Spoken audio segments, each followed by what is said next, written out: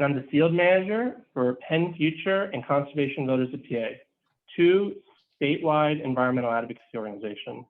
We're joined here tonight with We Conserve PA, the Choose Clean Water Coalition, and the Coalition for the Delaware River Watershed. And we are very excited tonight to have you all here for our budget briefing, where we're going to be talking about how this year's state budget will impact you and your communities throughout the state. A few housekeeping notes before we get started. Tonight's webinar will be recorded, and the recording will be shared in a follow-up email, so please make sure to keep an eye out for that. We are also going to be offering live transcription services if you prefer that. Finally, we will be having a question and answer portion at the end of the presentation. And so if you have any questions at any time, please use the Q&A function to submit questions, as that will be the quickest way for us to collect those questions and submit to our great panelists.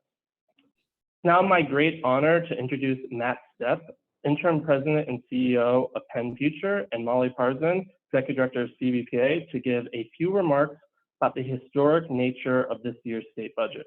Matt, the floor is yours. Thanks, Michael, and thanks to all the organizations co-hosting tonight's event. This is actually really exciting because normally we are talking to all of you about lots of bad things that are happening in Harrisburg and how we need you to help fight, get a governor's veto. We need to defeat some bill. Somebody's attacking something in a courthouse. We actually get to sit before you all and talk about lots of great things. The state budget that just passed last week is truly historic, and it comes to us after years and in some cases decades of work by these organizations, by the membership, volunteers, folks signing letters, talking to their legislators, making phone calls. But at the end of the day, we ended up with over $900 million of environmental investments made in the state budget, plus new rules to regulate pollution coming from fertilizers and a lot of other really interesting and critical programs. We're just starting to see some of that reach the media, so you're going to hear some good tidbits and facts today from our panelists.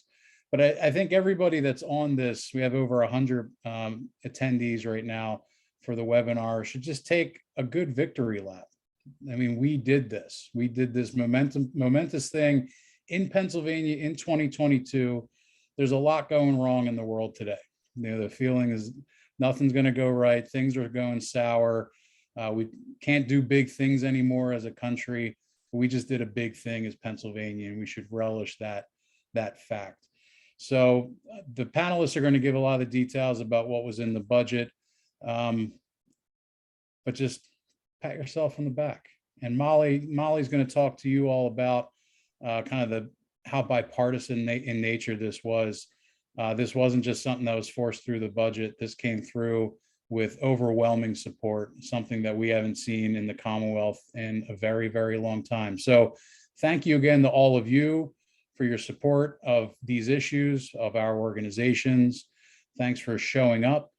And thanks to all the organizations that are present on the panel. None of this would have been possible without you. So Molly, the floor is yours. Thank you so much, Matt. Greetings, everyone. My name is Molly Parson, and I'm the Executive Director at Conservation Voters of Pennsylvania. And I'm so excited to be here today. As Matt said, we truly can't understate just what an important and historic moment we're in right now.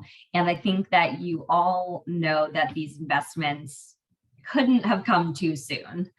One of the things that makes me really optimistic and excited about the moment we're in is, as Matt said, the true bipartisan nature of this.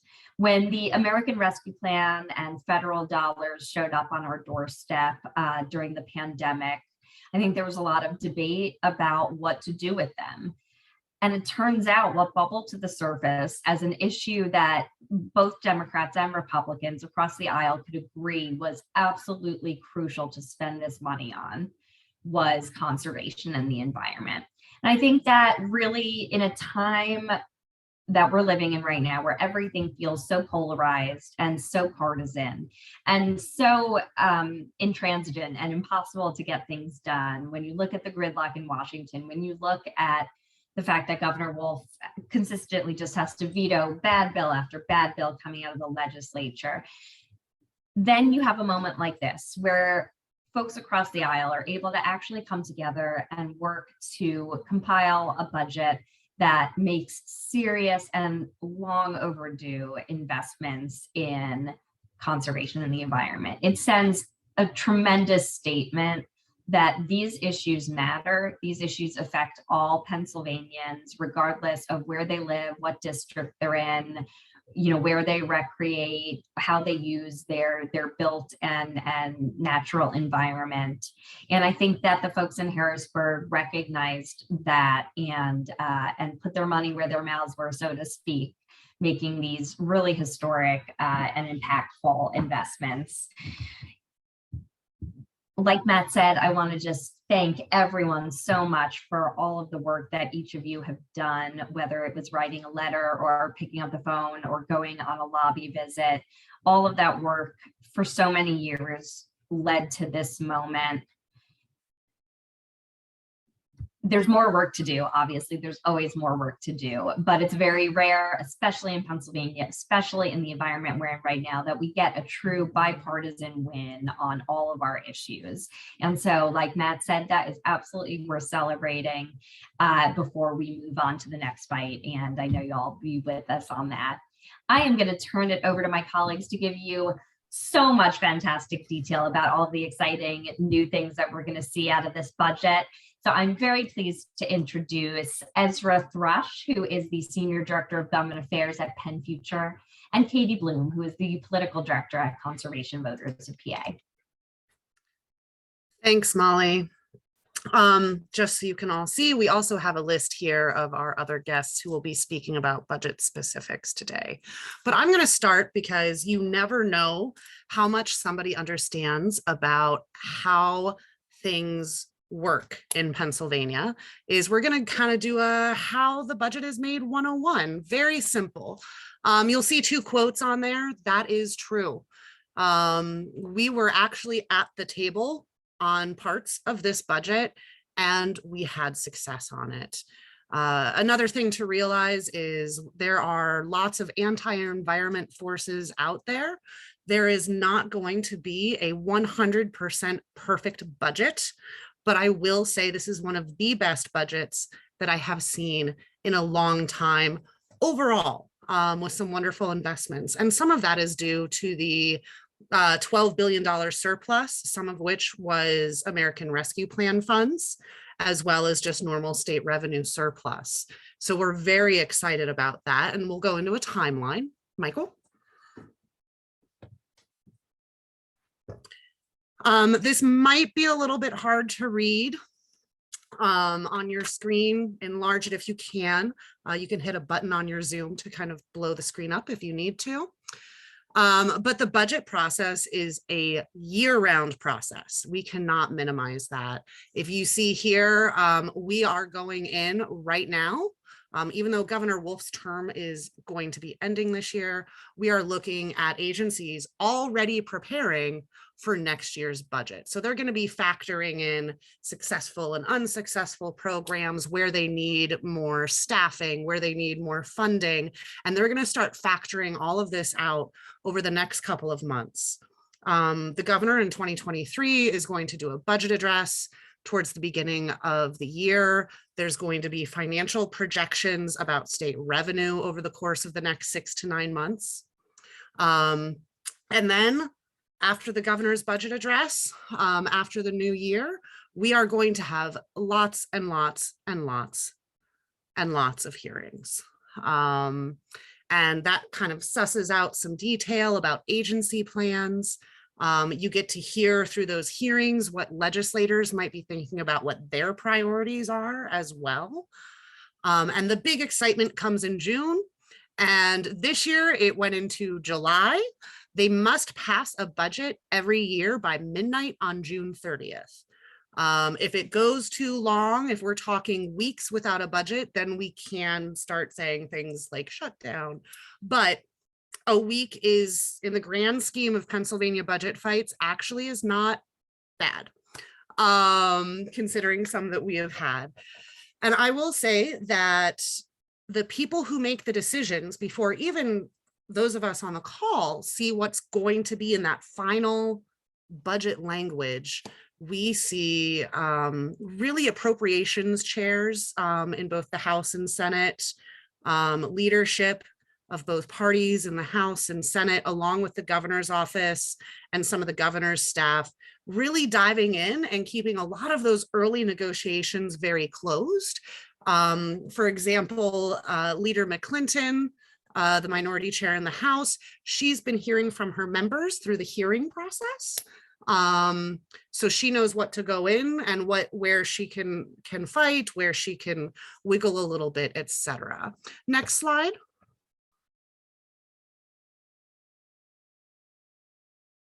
I'm going to let Ezra talk about this year's budget package. Hey, thanks, folks. Ezra Thrush here, Senior Director of Government Affairs with PennFuture. I work really closely with Katie in the building. Just want to talk about the next steps of the budget package and what happens and what happened this year. So every budget package, it's not just one bill. A lot of folks think that it's just one appropriations bill, but really the budget is 3 or 4 or 5 or 6 different bills put together in a package. They all have to be passed together. So first of all, you'll have what's referred to as the budget is really the spending plan. That's the general appropriations bill. This year, the general appropriations bill was Senate Bill 1100. The prime sponsor of that bill was Senator Pat Brown, and Pat Brown is the majority chair for appropriations in the state Senate. You might have heard that he didn't win his reelection bid in the primary in May, so this is his last budget. He'll be leaving at the end of November this year. So that kind of added another layer of complexity, complex layer to the budget negotiations this year. It was pretty interesting. The other bills that we saw this year, we saw an election code bill pass. We saw a school code bill pass and a human services code bill pass. These code bills, they're called code bills, and what they do is each of them implement some policy that directs how the money's getting spent, where it's going, and if there's any policy issues that come up in the course of negotiations or anything that needs to be updated for federal regulations or implementation of federal dollars or any kind of needs that the executive agencies need. They'll do that work in the code bills. So again, human services, school code and election code, those are often not bills that we track. Although I will say, just to clarify a part there, Katie's organization and my organization, PennFuture and CVPA, we are very interested in election code. I'll let Katie speak to that a little bit on. You'll hear a little bit about that more and more. We're needing to fight back against attacks on voting rights and democracy issues in Harrisburg, and it's all connected. Really, we need a strong environmental policy, and we believe to get there, we need strong civic participation and democracy and voting rights. So Katie will have a longer story about that in a bit. But so we followed the election code a little bit. The other code bills that we followed in this package are the tax code bill and the fiscal code bill. Now, typically, we'll also have an administrative code bill. The administrative code bill will set up new programs or new funds, or they'll have different directing language for agencies that you don't see in the other code bills. We didn't have an administrative code bill this year. We only had a fiscal code and a tax code. Anytime you have a tax code bill in a budget package, that basically means there's going to be some kind of change in the tax law, whether it's some kind of subsidy or tax credit or a break given to somebody or something, or some kind of gift or present to an industry, a business, a sector, a company, or NGOs that are out there. Anybody who's taxable by the Commonwealth, you'll find those things in the tax code. And I wanted to just mention the last bit is the fiscal code, and the fiscal code is the most important for us. Oftentimes, you'll see a lot of our issues in environmental policy find its way into the fiscal code, both good and bad. So this year, a lot of the directing language that creates our new programs and spends the money that we we were able to secure the investments for this year in the budget package. That language is all found in the fiscal code. This year, the fiscal code is House Bill 1421, and it's from Representative Wendy Thomas from Bucks County. And so we had language in the fiscal code this year that set up more monies for conservation, setting up a new energy program for housing. We'll hear more about that soon, but that's all found in the fiscal code. Sometimes we'll find nefarious things there too. Fortunately enough, we had heard about a couple of bad policy riders, environmental policy riders that folks were trying to put into the budget, into the fiscal code bill. Thankfully, Governor Wolf and our legislative allies were able to remove those from the negotiating table on the fiscal code, and they were able to run outside of the budget or be taken off the table altogether. So we're thankful for that. The only other thing I wanted to note with the tax code bill, there was a part in the tax code bill, House Bill 1342 from Representative Jack Rader from Monroe County. There was there's a provision in that bill that removes a state tax credit cap to try to incentivize more data centers to come to Pennsylvania. And our analysis is that increased data centers in Pennsylvania means more Bitcoin and crypto mining coming to waste coal facilities in Pennsylvania. That's an emerging issue. At PennFuture, we've been doing a lot of messaging on this issue. So we're watching out for that, and we're hopeful that we don't have more Bitcoin and crypto coming here. We'll be pushing back against that, but that's just a flag I wanted to say about the tax code bill. With that, I'm going to kick it back over to you, Katie, for the next part. Yeah, this is kind of wrapping up a little bit of I don't think we have another slide after this. Although I do want to say thank you to Michael for putting these together. I saw the graphic on this particular slide. I might want to break out into song and start singing I'm Just a Bill. But the one thing I did want to flag, we did get a question in about how how people vote on the budget. The governor does present his budget desires, correct? You know, that's what the budget address is about, but the House and Senate do full votes on it. So let's say the House, I'm going to go with Senate Bill 1100. The Senate votes on that. The House has to concur, which means they have to vote in agreement, the same bill.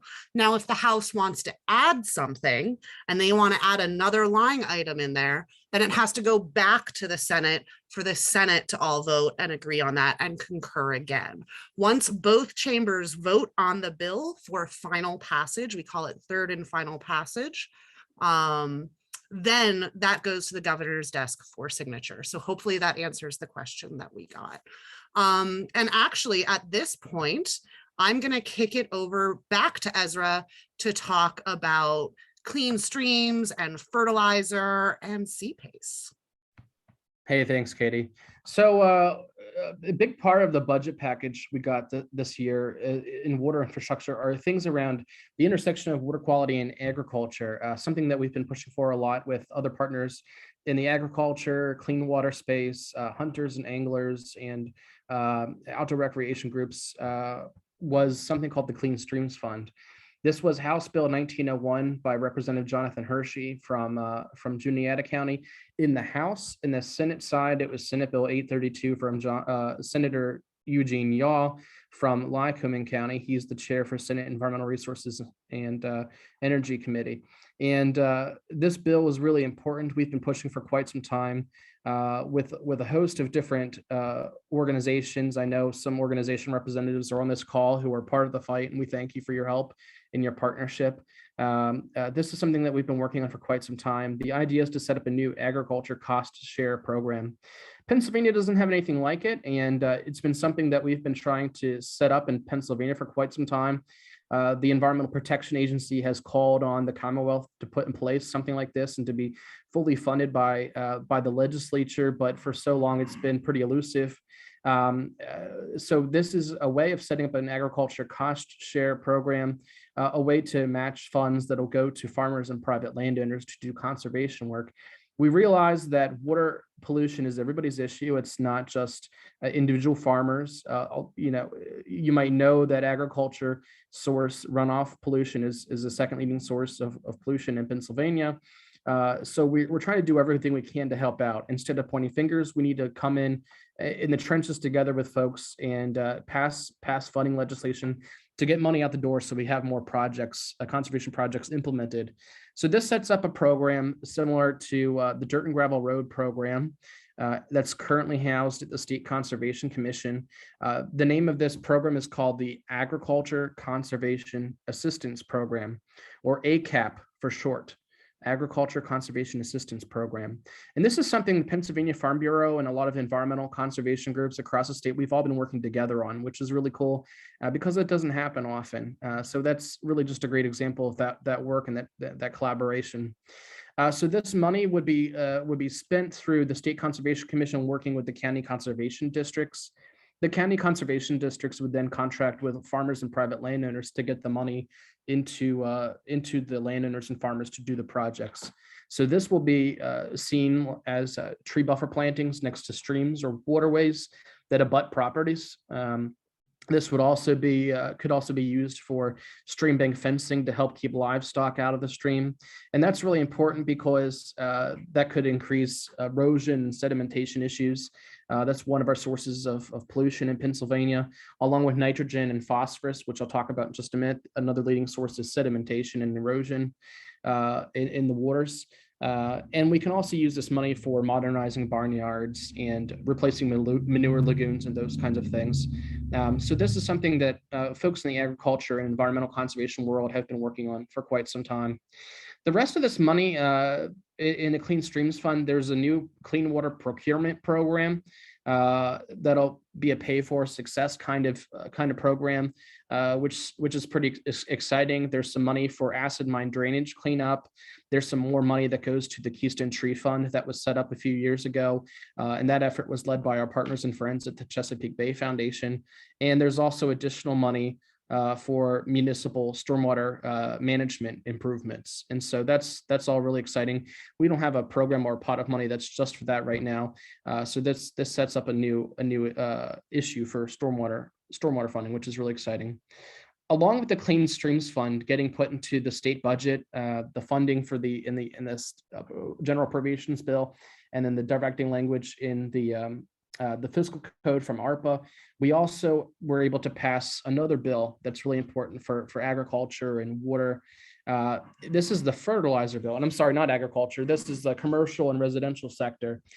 So the fertilizer bill is something that a lot of us have been working on for 12 years or so. This is a bill that just updates the regulations and expectations and guidelines for fertilizer application on commercial and residential properties. There is an agriculture and municipal exemption, but this is mostly for folks' lawns at home. This is for schools, golf courses, those kinds of properties, commercial properties that have a lot of land and use fertilizer. So our leading source of runoff right now is nitrogen and phosphorus, causing a lot of problems. And the more nitrogen and phosphorus that we have go into our streams, creeks, and rivers causes more deoxification, harmful algal blooms, and just degrades the water quality in Pennsylvania. So we had heard from the Environmental Protection Agency that if we pass this bill, maybe even within the next year, we will see real tangible results in our water quality, especially according to nitrogen and phosphorus, which is really exciting. This bill sets up application standards. There's labeling requirements on the fertilizer, which is something that manufacturers of fertilizer and the industry and fertilizer, they're all on board with. A lot of the states around us already have this legislation, and they already have special requirements at their states. So these companies think it makes sense, and it's a common sense idea. This bill also sets up some application requirements and training expectations, and we'll be working to add a certification element to this probably this fall. But it's a big win, something that a lot of us, especially in the Bay watershed, have been working on. And I just wanted to mention one more win that flew underneath the radar, but we've been working on this for quite some time, is to expand a program called the Commercial Property Assessed Clean Energy. And it's a really good program to build out energy efficiency in the state. Before it was just commercial, now it's multifamily residential, and there's a water component too. So I know a lot of the groups in the environmental community, in conservation community, have been working on this for quite some time. I know our partners at the Keystone Energy Efficiency Alliance and Green Building United have been working on this and leading the charge, but wanted to just to shout out the big win in expanding Pennsylvania's commercial property assessed clean energy program. So with that, I'm going to kick it over to my colleague, Brad Barkdahl, who's the advocacy manager at We Can Serve PA. Hey, thank you, Ezra. I appreciate the comments you just had there on the immense successes that we've had so far. As Ezra mentioned, my name is Brad Barkdahl. I am the advocacy manager for We Can Serve PA, formerly known as the Pennsylvania Land Trust Association. But here at We Can Serve, we are also the managing partner of the Growing Greener Coalition, which Growing Greener is what I'm going to give you guys a little insight on. So a little background on Growing Greener. The program has actually been around for 23 years. It has had immense bipartisan support throughout those 23 years. It was first created in 1999 under Governor Ridge, and then Growing Greener 2 came about in 2006. And here over the last couple of years, we have been heavily advocating for the third iteration of Growing Greener that we've been calling Growing Greener 3. Two pieces of legislation, both identical in the House and Senate. The first is House Bill 2020 by Representative Culver, and the second is Senate Bill 525 from Senator Gordner.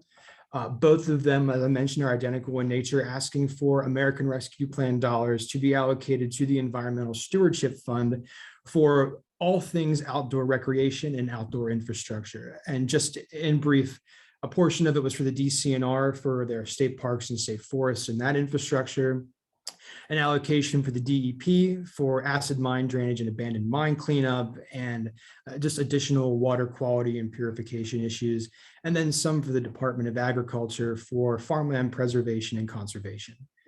So this year, something that we all had a little bit of a chuckle at as we were skimming through the budget, trying to find where Growing Greener was. Luckily, we all got a little heads up that the legislators changed the name on us in the budget to something they call the State Park and Outdoor Recreation Program. So if you happen to hear it labeled that, that is still Growing Greener. But for all intents and purposes right now, we're just going to stick to calling it Growing Greener. So this year, Growing Greener traditionally for the DCNR received $100 million from the American Rescue Plan dollars. And then on top of that, an additional $56 million were allocated from the Oil and Gas Lease Fund, totaling $156 million for the traditional Growing Greener side of things. And as previously mentioned, that's for state parks, for state forests. One thing we've been mentioning throughout our meetings here in Harrisburg is that with the pandemic and people getting outside and utilizing the resources that the state has to offer, it's kind of highlighted the infrastructure needs that our facilities have. And also in conversation with, those folks over at the DCNR alone, they're sitting on a $1.5 billion backlog. So these funds are going to really help them get on their feet and get a jump on some of this backlog that they have. Another side of things that we're ecstatic about is significant funding for water infrastructure money across the state.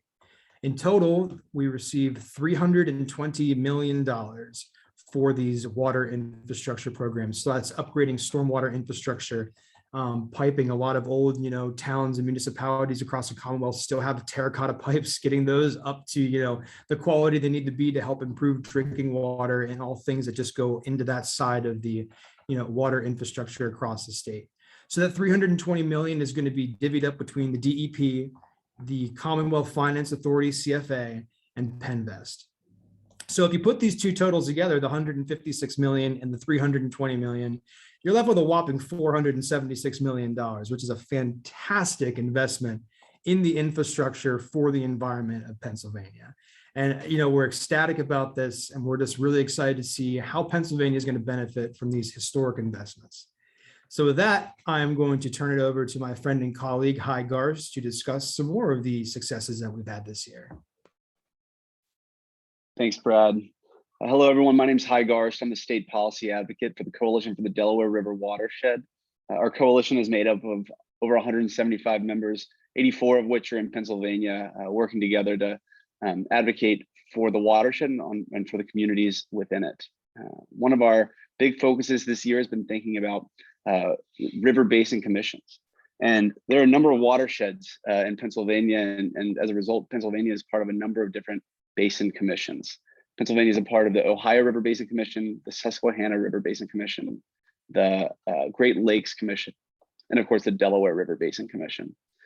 Now, these river basin commissions are set as a great way to be able to manage a watershed on over state lines and use interstate management to be able to manage the watershed as a whole, rather than have to focus on political boundaries when engaging in management. When multiple states are being governed by this group and are being overseen by these commissions, they're funded by the states. So each state has committed into these commissions to pay a certain amount of money in compacts. So for example, a great deal of our work with CDRW is working with and on the Delaware River Basin Commission. And the basin states, New York, New Jersey, Delaware, and Pennsylvania, all pay an agreed upon amount into the commission each year. Now, the issue is that while there is an agreed upon amount, there is no enforcement mechanism to force states to pay that agreed upon amount. So in the case of Pennsylvania, for a number of years, these river basin commissions and watershed commissions have been underfunded by Pennsylvania. And we've had a marvelous ally in Governor Wolf, who is committed to putting full share funding for each of these commissions into his budget every year. But not every year does the legislature follow through on that. So the highlight this year, the big highlight this year, is that for the first time in a number of years, the Susquehanna River Basin Commission was funded at its full share level from Pennsylvania. Now, the remainder of the commissions were not, and a number of things held them up this year. But we saw some big wins in these conversations because we saw for the first time in a while some bipartisan support for the well-being of these river basin commissions and for future funding for these river basin commissions. And so we look forward to tackling that in the future. Another fund I want to highlight that was dealt with in this budget process is the Environmental Stewardship Fund. And there are some cases in which when nothing happens around an issue, it's a win in the budget process. And many years, the Environmental Stewardship Fund comes under attack during budget negotiations. The Environmental Stewardship Fund is a collection of funds that come from things like the tipping fee, fees paid for garbage dumped in Pennsylvania. And that money would go to agencies to be able to dish out, to re-grant, and to reallocate, to restore farmland, preserve open space, improve water quality, and provide recreation and community investments. This, like I said, has in many years been a negotiating tool. And this year we did not see any major cuts or any major concern around the Environmental Stewardship Fund, which we're calling a major win. At this time, I'm going to turn it over to my colleague Katie to talk about agency funding, whole home repair, and other bad policy riders. Yeah, but we've got more good stuff first before the bad. I want to give a shout out in particular to Hi and Brad for all of the work that they have done specifically with agencies. And as some of you might know on this webinar, is we constantly hear this refrain. I think the usual agency to get this, I mean, and frankly, I think it's all of them, is, oh, well, DEP is not processing my permit fast enough. Well, what happens is we have repeatedly seen cuts to DEP and other agencies over the years, reducing staff, which means maybe longer wait time for a grant to be processed, things like that. So it's really exciting. We are seeing really good increases in 3 of the more major agencies that the environmental community tends to deal with. The first one is the Department of Ag at about a 29% increase over the last fiscal year budget, which is about $37 million. We are looking at an increase with DEP of about 14 million. That is an 8% increase. And for DCNR, we are looking at a 9% increase for just under $13 million. And this was also part of the governor's budget request. He had asked for more, where we would be adding, up to 40 new staffers in some places. just to help with the work. We did not get that full 100% request that the governor made that we were fully supportive of, but we still got substantial increases. And that's really helpful because as we have these programs and new programs like Clean Streams, hopefully some expansion of Growing Greener type programs, we know that there will be the staff there to help administer that and to help protect and get us out in Pennsylvania's natural resources. The other really exciting thing that we saw, and most people don't necessarily think of this as something environmental, is the whole home repairs bill. There was a wonderful coalition from around the state, and this is another one of those bills that ended up being bipartisan. What it does is it helps folks with weatherization, grants to homeowners and home agencies, like county housing authorities, and groups that do state or federally funded weatherization programs. You can get up to $50,000 grants in some cases, but it really will boost energy efficiency. We know that weatherization also cuts emissions. And when we look at environmental justice communities across this state, there's one in almost every district, if not more, is what happens with some of the more traditional weatherization programs. There's often an income limit. And that can be very difficult for some people to get their homes appropriately weatherized, especially if it requires more work. So a bill like this will really, really help people. Thank you. I just saw Jess put in the chat, us lobbyists are always dropping our acronyms. So yes, Department of Environmental Protection, Department of Conservation and Natural Resources. But whole home repairs is great. And it will really do some stuff kind of along with the whole CPACE program that Ezra was talking about a little bit ago. So that's kind of wrapping up the bulk of the good stuff. But I also want to talk about those bad policy riders we mentioned.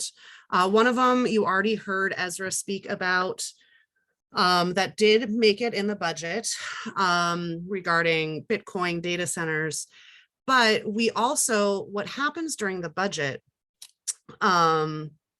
yes, correct, Mitch, you are absolutely correct, that some homes aren't necessarily eligible and need more of those repairs. But with the hecticness of budget season, I think we had maybe 24 hours to read the budget max. I think that's being generous. But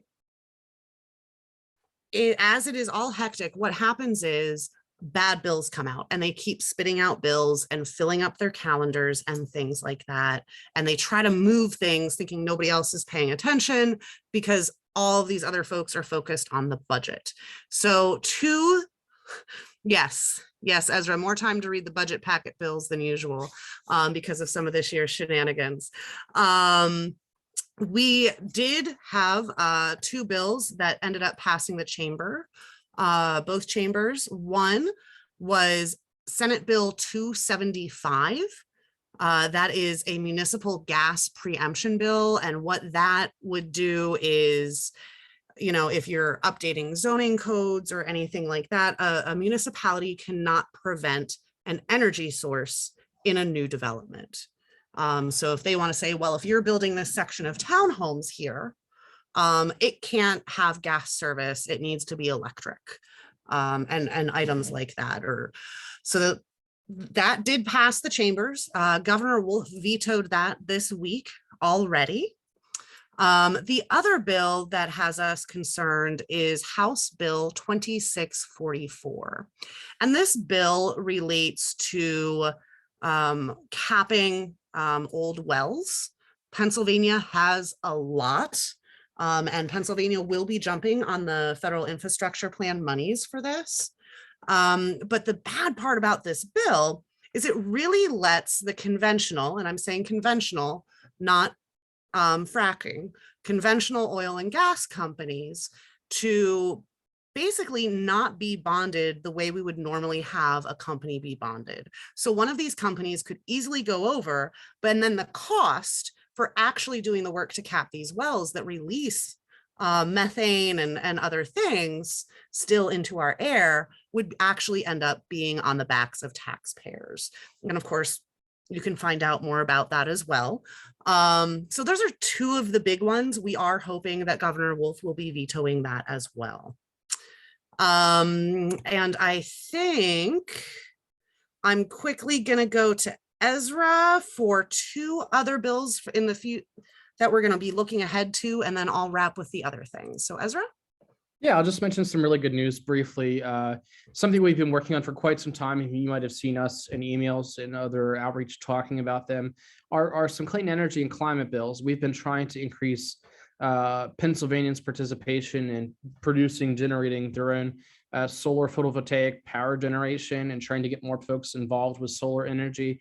Right now, it's on the costlier side to get solar, and a lot of folks in Pennsylvania don't own their homes and their own properties. So if we pass community solar legislation that removes some barriers, technical and legal barriers, that allows more people to participate in solar, again, it's called community solar.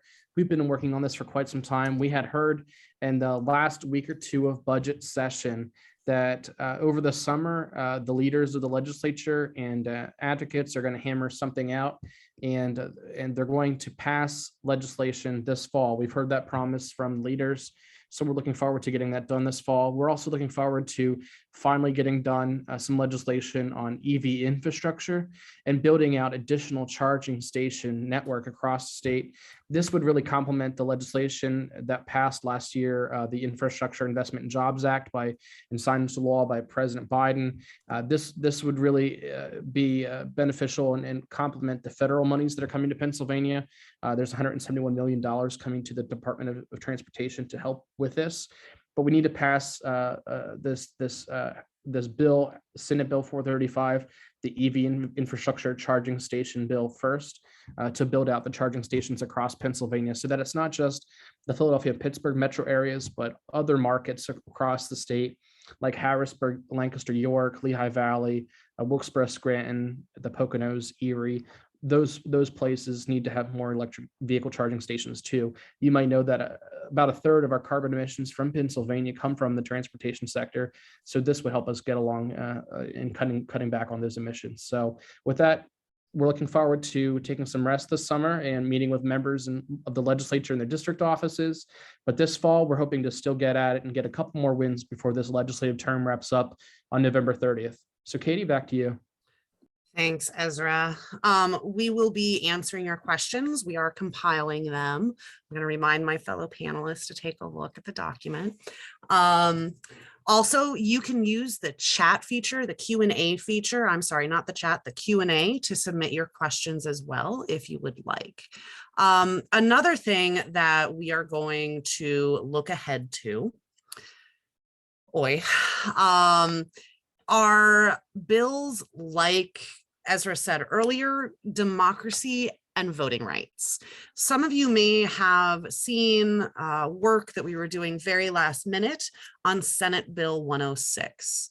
That bill contained 5 different constitutional amendments, 2 of which dealt directly with voting and democracy issues, and 1 that was anti-regulatory, very much in a response to positive RGGI actions that we've taken. So numerous things in there.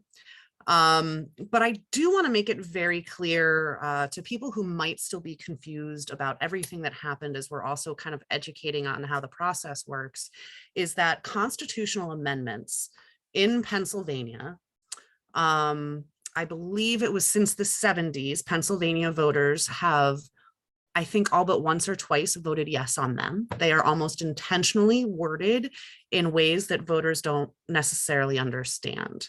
So a constitutional amendment, when a bill is out there with a constitutional amendment in it, what happens is it has to pass 2 legislative sessions, consecutive legislative sessions, and our legislative sessions are 2 years long. So it'll be January 23 to December of 24.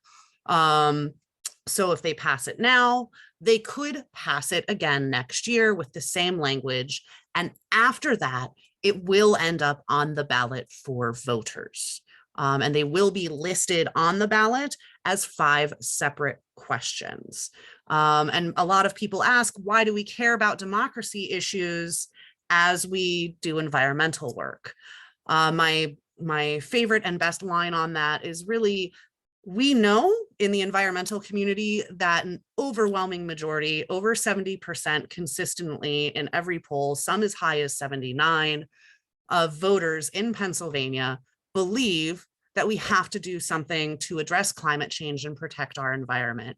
But those things are not happening as it should be in our state legislature. So that means we have to do something about democracy and making sure people are getting out there and making their voices heard. So that's why we care about bills like this. And we are also going to continue to look into the future in the fall session for other anti-democracy bills. We will also be looking at other kinds of anti-regulatory bills as we move through the RGGI process. And as we go through all of that, there's always a call to deregulate Pennsylvania from certain members of the legislature. And clearly those deregulation also has an impact on the environment. So it's something to consider. And at that point, I think we will go to questions. Well, thank you all so much, both for the work you've done these past several months to get this really amazing package in the budget, and for taking the time to explain it a little bit today. So we're now going to turn it over to some questions that you have all been submitting for the past hour. The first one I'd like to ask all the panelists is, how will disadvantaged communities benefit from this budget? You want to take that stab, Katie? I am happy to. So there's a lot of things. First of all, we spoke about whole home repairs. And again, I also said at the beginning of this, no budget is perfect. We do want to see future investments in things like public transportation. Communities that have been historically disinvested in have less access to public parks, green space, etc. So we also see heat zones. There's usually a report that comes out almost every year in Philadelphia about some pretty scary heat zones in the city where there just isn't green space. And we see that in urban areas all over. But it is also about also for historically disinvested communities, not just urban communities, but also rural communities are impacted as well. One of my favorite lines that Brad and and Ezra have all heard me say is the outdoor recreation economy is critical to rural Pennsylvania, where you have old little factory towns that are dying with maybe a few hundred residents, but maybe trout fishing is keeping their local economy alive because they're selling fishing rods and things like that. So there's a lot of different places. As I mentioned earlier, almost every legislative district has some level of what we would consider an environmental justice community in it. So there's a whole host of things. And also some of these investments, particularly with upgrading infrastructure, with DCNR programs, is also going to help with access, especially when some parts of a park might have to be closed and then people just don't have access because we can't afford to repair services. Brad, hi, Ezra.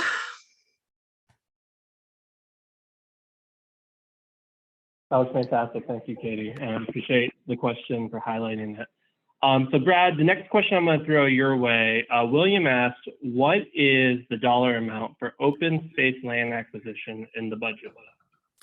So We Can Serve PA that primarily deals with land acquisition and conservation easements and land trusts.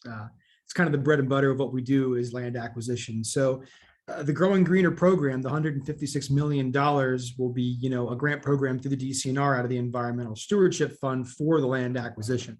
So, private landowners that want to preserve a family farm to prevent any development, or those that just, own a lot of land that want to prevent any kind of development and preserve it for open space, can tap into this Growing Greener program to, preserve the open space. So the $156 million is going to be allocated for programs that will help with that. Anyone else have anything to add to that as well?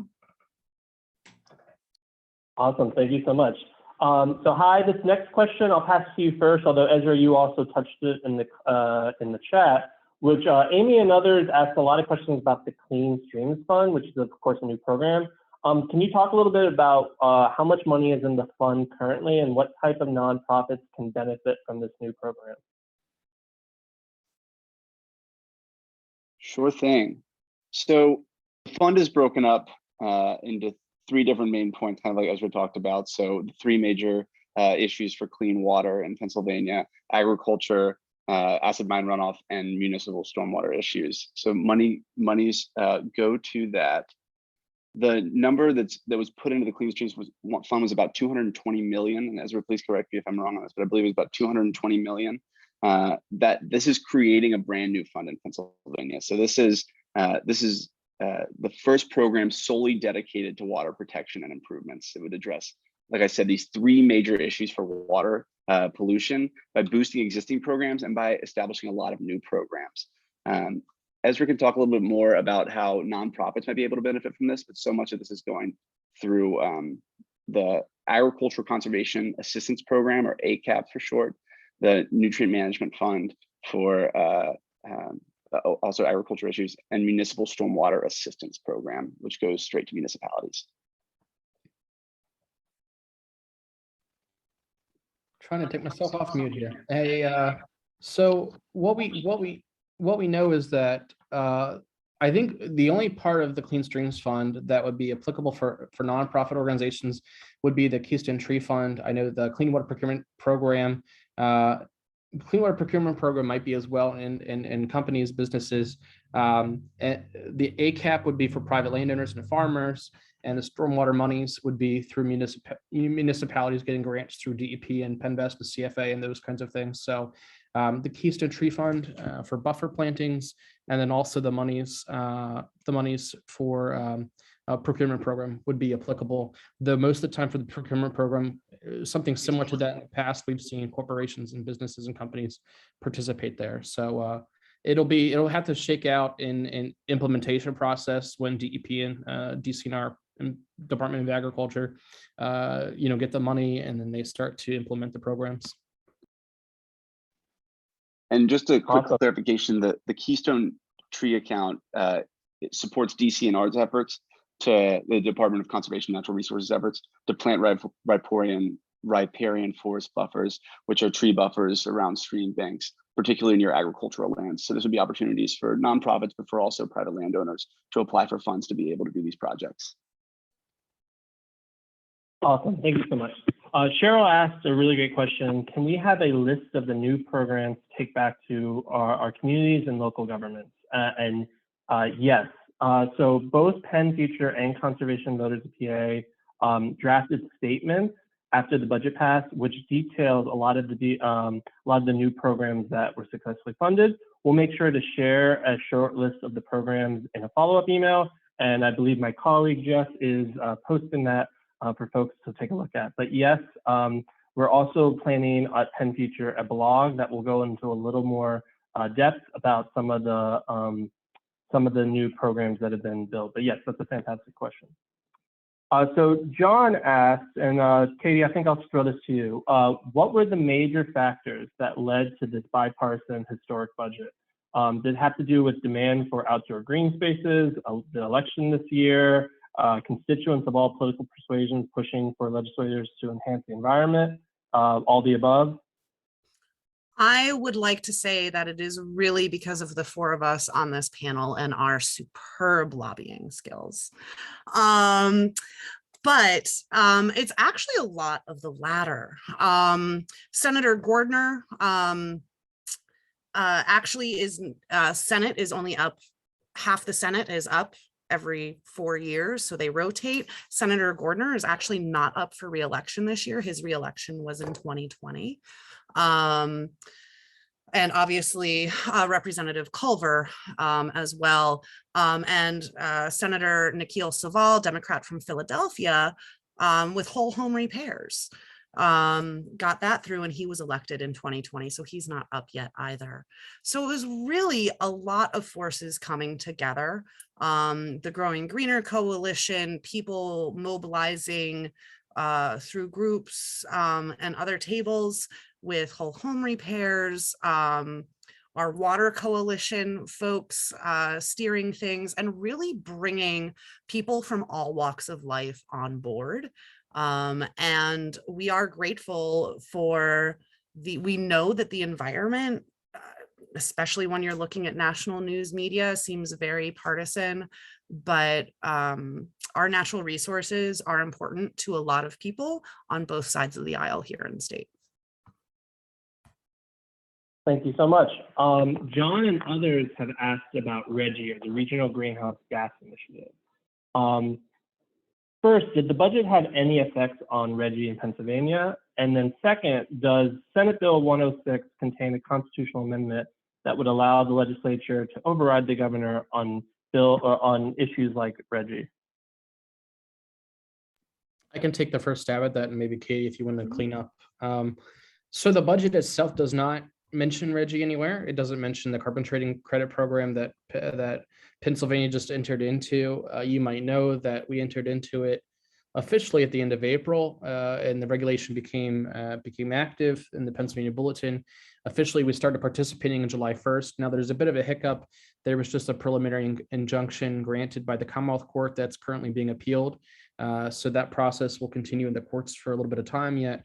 But in the meantime, all of our legal and energy experts and attorneys believe that we're still a participating state in Regional Greenhouse Gas Initiative, RGGI. The budget itself doesn't mention RGGI at all. I had heard from negotiators that there was an attempt to put a one-year moratorium on Pennsylvania participating in RGGI, but that attempt was defeated during negotiations. So we're thankful to the governor and legislative leaders for pushing back against that attempt. They were able to block that from getting put into the budget package, which is big. We had heard that there were folks interested in a one-year moratorium on RGGI for quite some time, so that's big. But the budget itself is clean from anything impacting RGGI. What I will say is probably later this year, maybe later this fall, we'll start to talk about RGGI investments. The DEP is coming up with a plan for RGGI investments. And also, I know the General Assembly has a few bills out there, specifically from Senator Comita, Representative Herron, that a lot of our organizations are supportive of, to talk about investments of the RGGI funding and RGGI allocations that would come, the proceeds that would come from the auction. And the first auction that Pennsylvania could participate in would be in September. So that's where we are. That's where we are now, but nothing in the budget itself impacts RGGI. Now, I will say that the part of SB 106 that Katie was talking about, that language would say that for the regulatory process that goes through the IRC, or Independent Regulatory Review Commission, and then the General Assembly, both chambers of the General Assembly has to approve or disapprove a regulation. A General Assembly would be able to disapprove a regulation, and then instead of the governor getting a shot to veto it, like he has been thus far through the Regulatory Review Act, the governor would no longer be able to veto any kind of disapproval of a regulation. So that disapproval of the regulation would be live, and the governor would no longer be able to do anything about it. So I'll stop there. Katie, if you have anything else. Yeah, and the reason this is pretty scary to us, and it should be for people who deal with any kind of regulations, not just environmental regulations. Think about food safety, health safety, etc. This banking has regulations in the state, is that gives the legislature an unequal level of power between our three branches to just say, no, we don't like that. And the likelihood of a legislature, even if it changes the next term, of going back and rectifying that is actually probably unlikely. So it's pretty scary, and it's a substantial shift in the balance of powers between our branches of government here in state. So. Well, thank you all so much. Unfortunately, we're at time for questions, but we have been collecting all of them. So if we did not get to your question tonight, don't worry, we're going to share them with all the panelists and do our best to get you the answers to those questions. But once again, thank you everyone, Ezra, Katie, Hi, and Brad, so much for this really informative presentation tonight. Now, for all of us at home, we know that this budget was a victory because all of us took the time to get involved. And we know if we're going to continue forward, we need to keep getting involved. My colleague's going to post some links in the chat of ways to volunteer with Conservation Voters of PA and with PennFuture. And we'll also share that in the follow-up email. And we really encourage you to take a look at them, as they're really valuable ways to get involved. We also have some upcoming events, if you enjoyed today's presentation, that we think you might like. First, by We Conserve PA, are going to be having a conversation with Nathan Ringer, Pennsylvania's first Director of Outdoor Recreation, to discuss the significance of outdoor recreation in Pennsylvania and to share thoughts and questions about how we can put outdoor recreation to work for sustainable development of our Commonwealth economy and communities. We Conserve PA is also going to be hosting an event, the Leave No Trace Trainer course, which will emphasize the skills and techniques essential to leave no trace minimum impact outdoor recreation practices and education.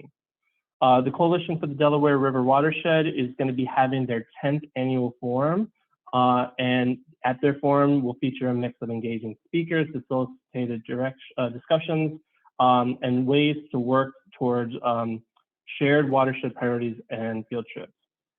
And then finally, Conservation Voters of PA next week is going to be hosting an exciting event where we'll be looking on ways that the transformative federal legislation that is currently being discussed in Congress, we'll do our best to explain the latest on what's going on with that and ways that you can get involved. And so that should be posted as well. Thank you all so much for your time today. We really appreciate it, and we hope you have a great rest of your evening.